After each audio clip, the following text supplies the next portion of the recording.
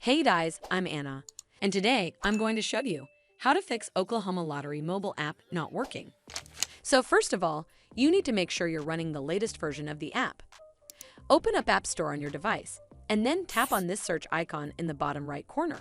Then search for the Oklahoma Lottery app, and if you see this update button right next to the app name, simply tap on it to make sure you're running the latest version of the app.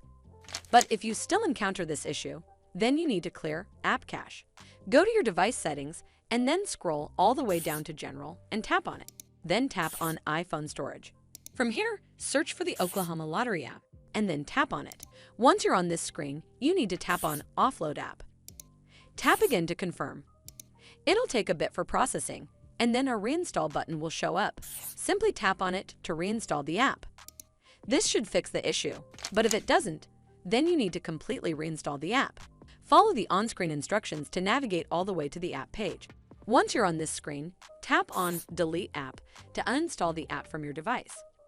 Once uninstalled, you need to open up App Store and then search for the Oklahoma Lottery app right over here in the search bar, and then click on this Get button to install it back on your device. Hopefully, this will fix the issue.